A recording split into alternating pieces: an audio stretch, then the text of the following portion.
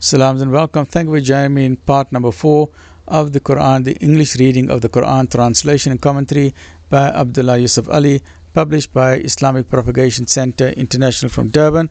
And this is given out on the sal'li of my good friend Ibrahim K. Karam. May Allah SWT to reward him abundantly. May Allah SWT to reward the Islamic Propagation Center abundantly for publishing this book and making it available in South Africa for so many decades. Right, so now we are busy with part 4 of the preface. That is quite intensive, but it's very useful to read what the author has to write.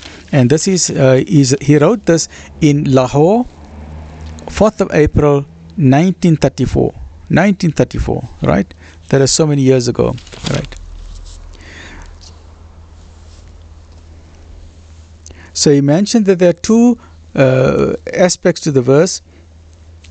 It will be found that every verse has been revealed for a particular occasion has also got a general meaning. The particular occasion and the particular people concerned have passed away, but the general meaning and the general application remains true for all time.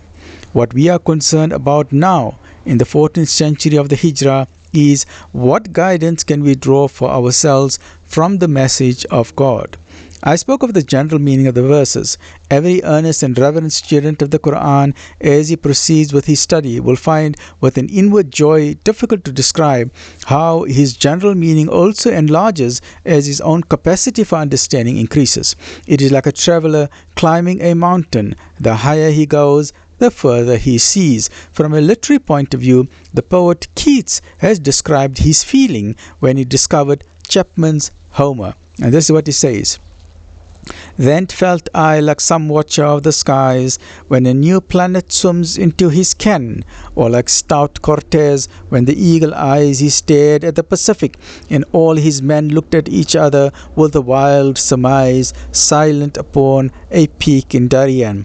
So this is referring to, I think, the Spanish conquest, or when the Spanish arrived at across the Pacific, arrived in America, and then they gazed at the Pacific, and they were so amazed at this immense ocean. And the higher they climbed, the more the vision, the ken, the understanding became more keen and more clear as well. And that is how the Quran is. Think of Quran as you're climbing Mount Everest. You're starting at the bottom and you're going slowly, higher and higher up a staircase, right? How much greater is the joy and sense of wonder and miracle when the Quran opens our spiritual eyes. The meaning which we thought we had grasped expands. New worlds are opened out as we progress. Still newer and again newer worlds swim into our ken. The miracle deepens and deepens and almost completely absorbs us. And yet we know that the face of God, our final goal, has not yet been reached. We are in the mulk of Sulaiman, as we see in Quran chapter 2 verse 102, which the evil ones denied, belied, and even turned into blasphemy. But we can ignore blasphemy, ridicule, and contempt, for we are on the threshold of realities with a large capital R, and a little perfume from the garden of the Holy One has already gladdened our nostrils. Alhamdulillah, Alhamdulillah, Alhamdulillah. Such meaning it is most difficult to express, but where I can, I have indicated it in the notes in the commentary and with the help of the rhythm and the elevated language of the text. The Arabic text I have had printed from photographic blocks made for me by Master Muhammad Sharif, and in today's time, we've got so much more advanced in technology, but in the original, the calligraphy is from the pen of Pir Abdul Hamid. Now may Allah SWT reward all of these people. Look at that. In the old days, how is to dedicate themselves with the hand and the pen and the calligraphy, with whom I have been touched and who has complied with my desire for a bold, round hand. And I must say, look at this Arabic. Look at this Arabic. Now imagine by hand this guy wrote it. Not modern technology, but by ink and hand. Look at the amazing calligraphy. Allah SWT has indeed gifted some people with an amazing writing, right?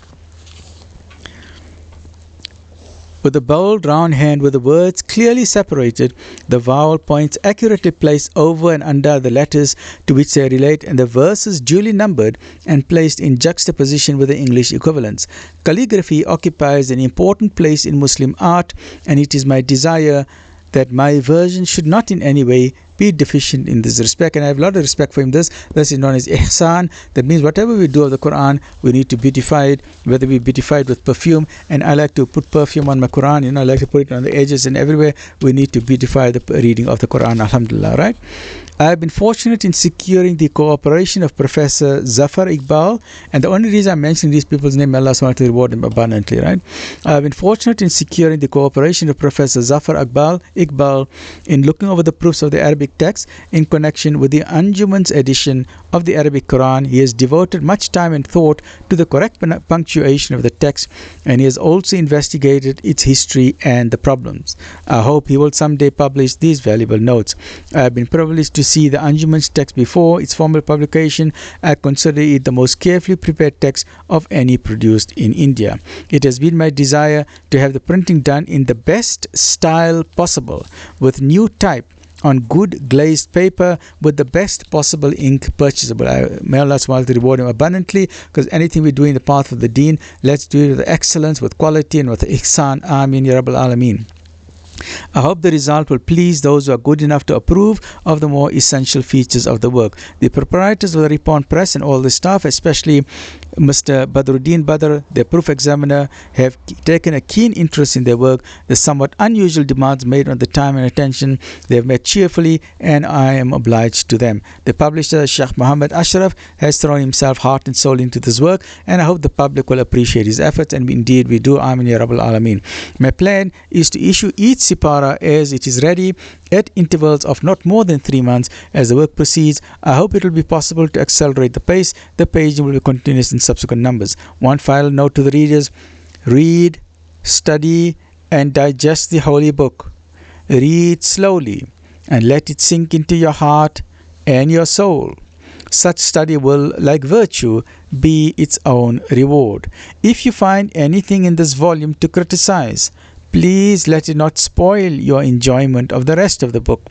If you write to me, quoting chapter and verse, I shall be glad to consider your criticism, but let it not vex you if I exercise my own judgment in deciding for myself.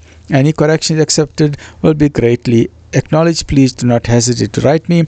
I have given up other interests to help you. It will be a pleasure to know that my labor has not been in vain.